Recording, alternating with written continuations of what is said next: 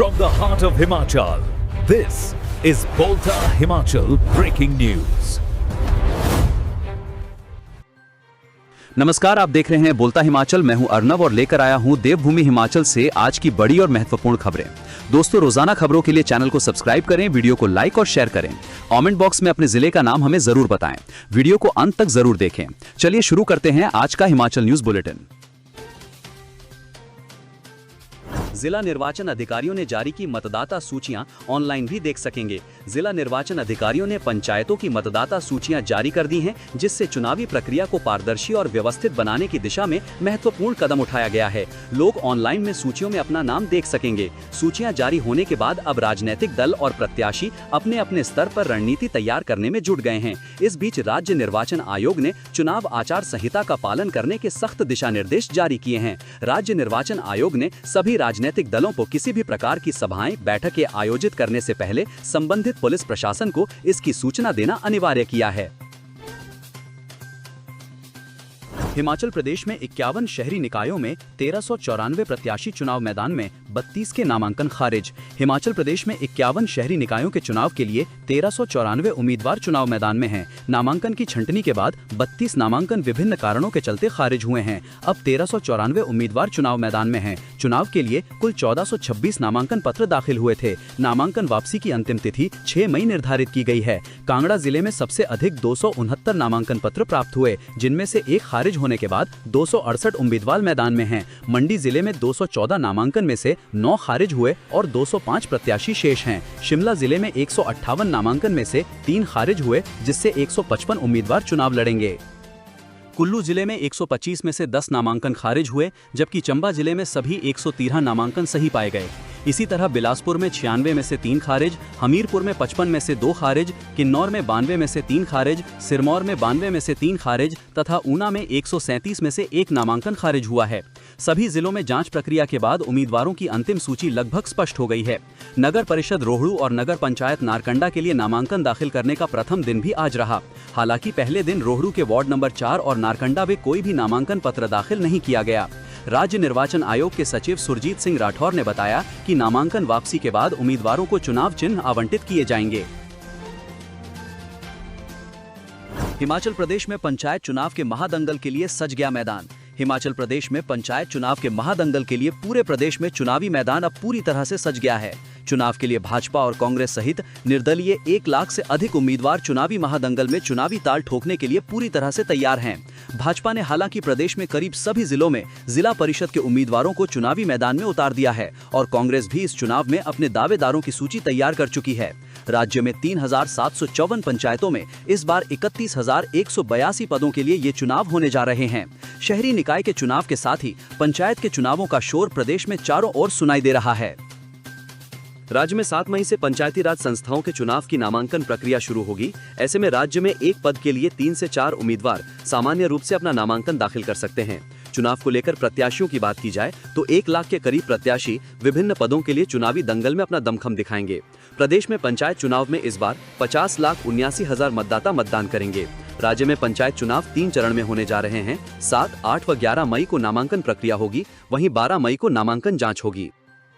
नाम वापस लेने का समय 14 व 15 मई को रहेगा। 15 मई को नाम वापसी के तुरंत बाद ही उम्मीदवारों की सूची जारी होगी। इस दौरान सुबह 10 बजे से दोपहर 3 बजे तक नाम वापस ले सकते हैं। राज्य में 26 मई को प्रथम चरण का मतदान, 28 मई को द्वितीय और 30 मई को तृतीय चरण का मतदान होगा। वहीं पंचायतों के चुनाव संपन्न होने के तुरंत बाद पंचायत प्रधान, उप प्रधान और वार्ड मेंबर के परिणाम उसी समय निकाले जाएंगे। प्रदेश के सभी जिला परिषद और पंचायत समिति की मतदान 31 मई को होगी। नगर निगम चुनाव की मतदान भी 31 मई को ही होगी। पंचायती राज संस्थाओं की त्रिस्तरीय प्रणाली में कुल 31,214 पदाधिकारियों का चुनाव होना है, जिसमें 21,678 पंचायत सदस्य, 3,754 पंचायत प्रधान और उप प्रधान, 1,769 पंचायत सदस्य तथा 251 जिला परिषद सदस्य शामिल हैं।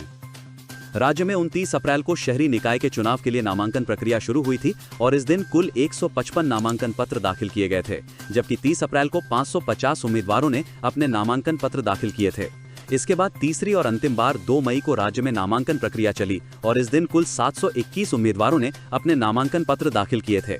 हालांकि इन उम्मीदवारों में कई उम्मीदवार ऐसे भी हैं जिन्होंने 2-2 पदों के लिए अपने नामांकन दाखिल किए थे। इनमें से चुनाव आयोग ने कुछ नामांकन पत्र अब रिजेक्ट किए हैं और एक ही पद पर उम्मीदवार को चुनाव लड़ने के लिए योग्य ठहराया है। हिमाचल पंचायत चुनाव के लिए बीजेपी ने जिला परिषद प्रत्याशियों की सूची जारी की। हिमाचल प्रदेश पंचायत चुनाव के लिए राजनीति गर्मा गई है। भारतीय जनता पार्टी ने पंचायती राज चुनाव की तैयारियों को तेज करते हुए जिला परिषद सदस्यों के लिए पार्टी समर्थित प्रत्याशियों की सूची जारी कर दी है।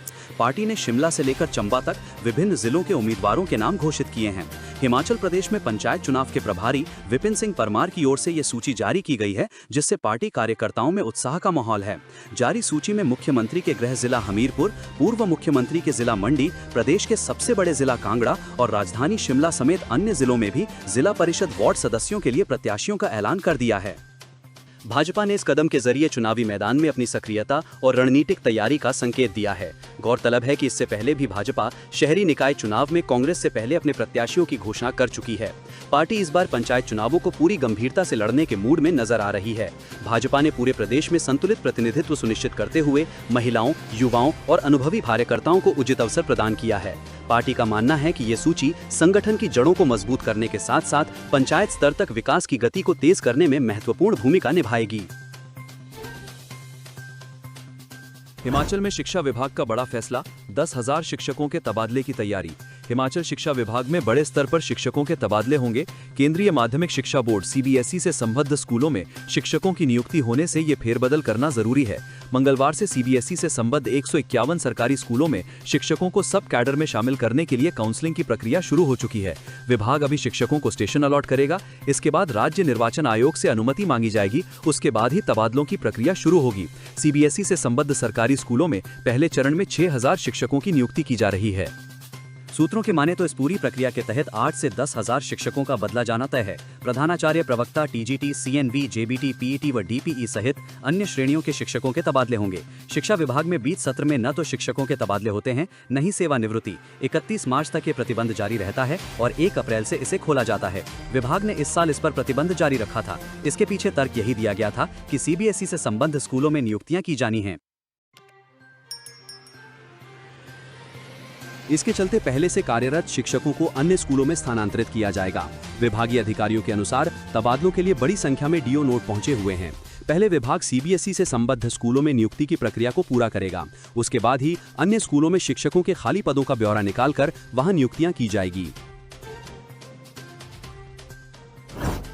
मेडिकल कॉलेजों में तत्काल हों MRI, CT स्कैन जैसे टेस्ट, CM सुक्खू। मुख्यमंत्री सुखविंदर सिंह सुक्खू ने मेडिकल कॉलेजों में तत्काल मरीजों के MRI और CT स्कैन सहित अन्य महत्वपूर्ण टेस्ट करने का सुझाव दिया है। उन्होंने कहा कि अस्पतालों में टेस्ट के लिए मरीजों की प्रतीक्षा अवधि 0 होनी चाहिए। इसके लिए राज्य सरकार स्वास्थ्य संस्थानों में उन्नत एवं उच्च स्तरीय मशीनें और उपकरण स्थापित करने के साथ पर्याप्त स्टाफ उपलब्ध करवा रही है। मुख्यमंत्री सुखविंदर सिंह सुक्खू स्वास्थ्य विभाग के वरिष्ठ अधिकारियों के साथ आयोजित बैठक की अध्यक्षता कर रहे थे। उन्होंने इंदिरा गांधी चिकित्सा महाविद्यालय शिमला में एकीकृत मातृ एवं शिशु अस्पताल स्थापित करने की संभावनाओं का पता लगाने के निर्देश भी दिए। शहरी निकायों के चुनाव के लिए स्थापित होगा कंट्रोल रूम, आदेश जारी। शहरी निकायों के चुनाव के मद्देनजर राज्य निर्वाचन आयोग की ओर से जारी दिशा निर्देशों के अनुसार हमीरपुर में भी जिला स्तरीय कंट्रोल रूम स्थापित किया जा रहा है। उपायुक्त एवं जिला निर्वाचन अधिकारी शहरी निकाय गंधर्वा राठौड़ ने ADC हमीरपुर के कोर्ट रूम में कंट्रोल रूम स्थापित करने के आदेश जारी किए हैं। इस आदेश के अनुसार ये कंट्रोल रूम 13 मई से सक्रिय हो जाएगा और शहरी निकायों की मतगणना की समाप्ति तक ये कंट्रोल रूम 24 घंटे कार्य करेगा। भाजपा के लिए लकी स्टार प्रचारक साबित हो रहे सुक्खू जयराम। मुख्यमंत्री सुक्खू अब भाजपा के लिए लकी स्टार प्रचारक साबित हो रहे हैं, क्योंकि वो जहां भी प्रचार करने जाते हैं वहां कांग्रेस की लुटिया डूब जाती है। अब प्रदेश ही नहीं बल्कि पूरा देश जान चुका है कि CM सुक्खू सिर्फ झूठ का सहारा लेते हैं। ये बातें मंगलवार को मंडी में पूर्व मुख्यमंत्री और नेता प्रतिपक्ष जयराम ठाकुर ने नगर निगम चुनाव कार्यालयों का उद्घाटन करने के बाद कही। उन्होंने कहा कि बंगाल में जहां CM ने प्रचार किया वहां कांग्रेस प्रत्याशी को मात्र 650 वोट मिले और उसकी जमानत तक जब्त हो गई। EVM के मुद्दे पर कांग्रेस को घेरते हुए नेता प्रतिपक्ष ने कहा कि जिस EVM से हिमाचल में कांग्रेस की सरकार बनी, आज दूसरे राज्यों में हार मिलने पर उसी को दोष दिया जा रहा है। कांग्रेस का यह रवैया बन गया है कि जीते तो ठीक और हारें तो ठेकरा EVM पर फोड़ दो। जयराम ने कहा कि देश में EVM के माध्यम से चुनाव पूरी पारदर्शिता से संपन्न हुए हैं। भाजपा विधायक हंसराज की पोक्सो मामले में फिर बढ़ी मुश्किल। हिमाचल हाईकोर्ट ने 2 दिन में मांगा जवाब। हिमाचल प्रदेश में जिला चंबा के चुराहा से भाजपा विधायक हंसराज की मुश्किलें एक बार फिर बढ़ गई हैं। विधायक हंसराज को पोक्सो एक्ट में दर्ज मामले में मिली जमानत के खिलाफ हाईकोर्ट में दायर याचिका पर जवाब देने को कहा है। हाईकोर्ट में सुनवाई 12 मई के लिए टल गई है। कोर्ट ने विधायक को 2 दिन के भीतर याचिका का जवाब दायर करने के आदेश दिए हैं, जबकि राज्य सरकार की ओर से याचिका का जवाब दायर कर दिया गया है। न्यायाधीश संदीप शर्मा के समक्ष इस मामले पर सुनवाई हुई। मामले के अनुसार पीड़िता ने चंबा कोर्ट द्वारा विधायक की दी गई जमानत को हाईकोर्ट में चुनौती दी है। कोर्ट ने विधायक हंसराज समेत सभी प्रतिवादी को नोटिस जारी किया था। विधायक डॉक्टर हंसराज पर 7 नवंबर 2025 को युवती ने फेसबुक लाइव पर नाबालिग अवस्था में उसे बहला फुसलाकर यौन शोषण करने का आरोप लगाया था। उसी दिन महिला थाना चंबा में पॉक्सो अधिनियम सहित विभिन्न धाराओं में केस दर्ज किया गया। विधायक ने 10 नवंबर को अग्रिम जमानत याचिका दायर की थी। जमानत दिए जाने को पीड़िता ने हाईकोर्ट में चुनौती दी है। हिमाचल प्रदेश विवि कॉलेजों में शुरू करेगा बीएससी डेटा साइंस और एआई कोर्स, अकादमिक काउंसिल की बैठक में फैसला। हिमाचल प्रदेश विश्वविद्यालय की अकादमिक काउंसिल की स्थायी समिति की बैठक मंगलवार को कुलपति प्रोफेसर महावीर सिंह के निर्देशों के तहत हुई। बैठक की अध्यक्षता अधिष्ठाता अध्ययनाचार्य बीके शिवराम ने की। इसमें विश्वविद्यालय और कॉलेज से जुड़े विभिन्न महत्वपूर्ण शैक्षणिक विषयों पर विस्तृत चर्चा की गई। इसमें कई अहम प्रस्तावों को स्वीकृति प्रदान की गई। बैठक में शैक्षणिक सत्र 2026-27 से महाविद्यालय स्तर पर एबिलिटी डेवलपमेंट विकास कार्यक्रम शुरू करने का फैसला लिया है। इसके अतिरिक्त विद्यार्थियों को आधुनिक एवं रोजगारोन्मुखी शिक्षा उपलब्ध कराने के उद्देश्य से बीएससी डेटा साइंस और बीएससी आर्टिफिशियल इंटेलिजेंस नए पाठ्यक्रम भी शुरू किए जाएंगे। एचपीयू शिमला ने सभी कोर्सों के लिए ऑनलाइन आवेदन की अंतिम तिथि बढ़ाई। हिमाचल प्रदेश विश्वविद्यालय ने शैक्षणिक सत्र 2026-27 की प्रवेश प्रक्रिया में विद्यार्थियों को बड़ी राहत देते हुए ऑनलाइन आवेदन की अंतिम तिथि बढ़ा दी है। अब सभी प्रवेश परीक्षा आधारित और मेरिट आधारित पाठ्यक्रमों के लिए आवेदन 12 मई तक किए जा सकेंगे। तिथि बढ़ाने का लाभ उन अभ्यर्थियों को मिलेगा जो किसी कारणवश निर्धारित समय सीमा के भीतर आवेदन नहीं कर पाए थे। विश्वविद्यालय के सभी पाठ्यक्रमों की आवेदन तिथि बढ़ाई गई है। इनमें प्रवेश परीक्षा आधारित पाठ्यक्रमों के साथ साथ मेरिट आधारित कोर्स भी शामिल हैं, जैसे पर्यटन एवं आतिथ्य प्रबंधन का प्रथम वर्ष एकीकृत पाठ्यक्रम और होटल प्रबंधन में स्नातक पाठ्यक्रम। आवेदन की अंतिम तिथि के अलावा प्रवेश प्रक्रिया से जुड़े अन्य सभी नियम और शर्तें पूर्ववत रहेंगी। अभ्यर्थियों को सलाह दी गई है कि वे अंतिम तिथि का इंतजार न करें और समय रहते ऑनलाइन आवेदन प्रक्रिया पूरी कर लें। अलका लांबा बोली, पीएम मोदी को भेजे जाएंगे 10 लाख पोस्ट कार्ड। संसद का घेराव करेगी महिला कांग्रेस। अखिल भारतीय महिला कांग्रेस की राष्ट्रीय अध्यक्ष अलका लांबा की अध्यक्षता में मंगलवार को महिला कांग्रेस ने शिमला में चलो संसद अभियान के तहत पोस्ट कार्ड अभियान की शुरुआत की। प्रदेश कांग्रेस कार्यालय राजीव भवन में महिला कांग्रेस और नगर निगम की महिला पार्षदों के साथ बैठक के बाद औपचारिक तौर पर अभियान की शुरुआत की गई। इस मौके पर आयोजित प्रेस कॉन्फ्रेंस को संबोधित करते हुए अलका लांबा ने कहा कि अभियान के तहत देश भर की महिलाएं प्रधानमंत्री को पोस्ट कार्ड भेजकर नारी शक्ति वंदन अधिनियम 2023 को तुरंत लागू करने, ओबीसी, एससी और एसटी महिलाओं को आरक्षण देने तथा व्यापक महिला भागीदारी सुनिश्चित करने की मांग उठाएंगी। हस्ताक्षर अभियान चलाकर 10 लाख महिलाओं के हस्ताक्षर प्रधानमंत्री को भेजे जाएंगे। साथ ही मिस्ड कॉल अभियान भी चलाया जाएगा। अलका लांबा ने बताया कि जुलाई में मानसून सत्र के दौरान महिला कांग्रेस संसद का घेराव करेगी। हिमाचल पुलिस की बॉन्ड एंड पेट्रोल पहल, पर्यटकों को मिलेगी फुल सेफ्टी, जरूरत पड़ने पर मिलेगी तुरंत मदद। हिमाचल प्रदेश पुलिस ने राज्य में पर्यटन को और अधिक सुरक्षित व पर्यटक हितैषी बनाने के उद्देश्य से बॉन्ड एंड पेट्रोल पहल की शुरुआत की है।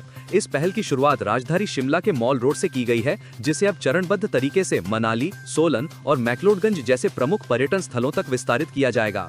प्रदेश पुलिस प्रमुख डीजीपी अशोक तिवारी ने कहा कि इस पहल का उद्देश्य केवल कानून व्यवस्था बनाए रखना नहीं, बल्कि पर्यटकों और आम लोगों के साथ एक सकारात्मक रिश्ता कायम करना भी है। इसके तहत पुलिस कर्मियों को संवेदनशील और भीड़भाड़ वाले क्षेत्रों में तैनात किया जा रहा है, जहां वे पर्यटकों की सहायता, मार्गदर्शन और सुरक्षा सुनिश्चित करेंगे। जरूरत पड़ने पर तत्काल मदद उपलब्ध कराना भी उनकी जिम्मेदारी होगी।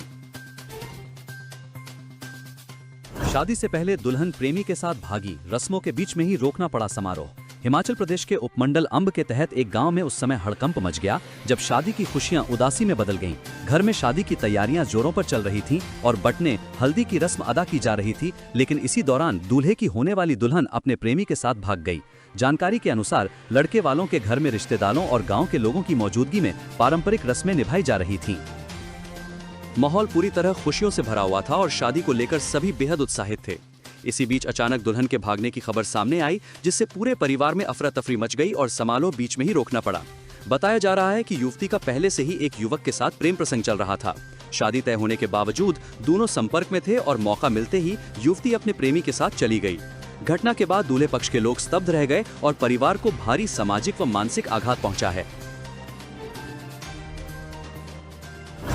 वाहन पंजीकरण फर्जीवाड़े के मुख्य आरोपी का पुलिस रिमांड बढ़ा। आरएलए सोलन वाहन पंजीकरण फर्जीवाड़े के मुख्य आरोपी गौरव भारद्वाज का पुलिस रिमांड 3 दिन और बढ़ गया है। 5 दिन के पुलिस रिमांड की समय सीमा पूरी होने के बाद पुलिस ने आरोपित गौरव भारद्वाज को जिला कोर्ट सोलन में पेश किया। पुलिस ने कोर्ट से रिमांड को बढ़ाने का आग्रह किया, जिसे स्वीकार करते हुए आरोपी को 3 दिन और पुलिस रिमांड पर भेज दिया है। डीएसपी सोलन अशोक भारद्वाज ने बताया कि वाहन पंजीकरण फर्जीवाड़े के मुख्य आरोपी गौरव भारद्वाज को 3 दिन का और पुलिस रिमांड मिल गया है। पुलिस लगातार उससे पूछताछ कर रही है। इस मामले में जिसकी भी संलिप्तता सामने आएगी उन सभी से भी पूछताछ की जाएगी। कांगड़ा एयरपोर्ट की तर्ज पर मिले एरो सिटी प्रभावितों को मुआवजा, लोग डीसी से बोले इस रेट पर नहीं देंगे भूमि। हिमाचल प्रदेश में कांगड़ा एयरपोर्ट के समीप प्रस्तावित एरो सिटी की जद में आ रहे गांव के लोगों ने एयरपोर्ट की तर्ज पर मुआवजे की मांग उठाई है। एरो सिटी के लिए सरकार की ओर से भूमि अधिग्रहण की प्रक्रिया शुरू की जा रही है, जिसके चलते ग्रामीणों को प्रति कनाल 3 से 4 लाख रुपए दिए जा रहे हैं, जबकि एयरपोर्ट की जद में आए लोगों की भूमि के संबंध में प्रति कनाल 21 लाख रुपए दिए गए हैं। ऐसे में महाल भड़ोत के ग्रामीणों ने मंगलवार को उपायुक्त कांगड़ा हेमराज बैरवा से मिलकर इस मामले को उठाया। ग्रामीणों वीर सिंह, देशराज व नरेंद्र कुमार ने बताया कि यदि उन्हें एयरपोर्ट की तर्ज पर मुआवजा नहीं दिया गया तो विरोध स्वरूप उन्हें सड़कों पर उतरना पड़ेगा। ग्रामीणों ने बताया कि उन्हें पता चला है कि महाल भड़ोत तहसील शाहपुर में सरकार एरो सिटी बनाने जा रही है। ग्रामीणों ने बताया कि चिन्हित भूमि बंडी के लोगों की उपजाऊ भूमि है। इसी भूमि पर फसल उगाकर ग्रामीण परिवार का पालन पोषण करते हैं। उन्होंने बताया कि इस भूमि पर प्रति कनाल सर्कल रेट बहुत कम है। इस रेट पर ग्रामीण अपनी भूमि देने को बिल्कुल तैयार नहीं है। हिमाचल के 10 जिलों में आंधी तूफान के साथ आसमानी बिजली गिरने की चेतावनी। हिमाचल प्रदेश में मौसम खराब बना हुआ है। राजधानी शिमला सहित प्रदेश के अन्य जिलों में बारिश दर्ज की गई। वहीं राजधानी शिमला में जहां दोपहर बाद तेज बारिश हुई, वहीं कुफरी, फागू व महासू पीक समेत मंडी और सिरमौर जिले के कई क्षेत्रों में भारी ओलावृष्टि हुई। कुफरी महासू में निरंतर 4 दिन से ओलावृष्टि हो रही है। इससे सेब की फसल पूरी तरह तबाह हो चुकी है। वहीं प्रदेश के अन्य भागों में सुबह से ही आसमान में बादल छाए हुए हैं। बीते 24 घंटे के दौरान धर्मशाला में सबसे ज्यादा 30.6 मिलीमीटर, कांगड़ा 29.4, सराहन 15.5, पालमपुर में 15.4, रोहड़ू में 14.0, मंडी में 13.4, जोगेंद्रनगर में 9.0 और कल्पा में 7.2 मिलीमीटर बारिश दर्ज की गई है। मौसम विभाग ने बुधवार को किन्नौर और लाहौल स्पीति को छोड़ कि अन्य सभी जिलों में आंधी तूफान के साथ आसमानी बिजली गिरने की चेतावनी जारी की है। विभाग के अनुसार 7 से 9 मई तक पश्चिमी विक्षोभ थोड़ा कमजोर जरूर पड़ेगा, लेकिन इस दौरान अधिक ऊंचे व मध्यम ऊंचाई वाले कुछ एक क्षेत्रों में हल्की बारिश जारी रहने के आसार हैं। 10 मई और 11 मई को पूरे प्रदेश में बारिश होने की संभावना है। बारिश व ओलावृष्टि के बाद तापमान में भारी गिरावट दर्ज की गई है। विशेषकर किन्नौर और लाहौल स्पीति के कई क्षेत्रों में रात का पारा जमाव बिंदु के आसपास पहुंच गया है। किन्नौर के कल्पा का पारा 2.6 डिग्री, लाहौल स्पीति के ताबो का 2.7, कुकुम सहरी का 2.9 और केलांग का 4.4 डिग्री सेल्सियस रह गया है। वहीं नाहन के तापमान में सामान्य की तुलना में सबसे ज्यादा 8.1 डिग्री की गिरावट दर्ज की गई। शिमला का पारा सामान्य से 3.0 डिग्री नीचे गिरने के बाद 11.0 डिग्री रह गया है। वहीं भुंतर का अधिकतम तापमान 9.6 डिग्री नीचे गिरा गया। दोस्तों, बोलता हिमाचल को सपोर्ट करने के लिए सबसे पहले चैनल को सब्सक्राइब करें, उसके बाद बेल आइकन को प्रेस करें, वीडियो को लाइक और कमेंट करके अपनी प्रतिक्रिया दें। उसके बाद वीडियो का लिंक अपने दोस्तों को अपने सोशल मीडिया अकाउंट जैसे फेसबुक, व्हाट्सएप पर शेयर करें। धन्यवाद।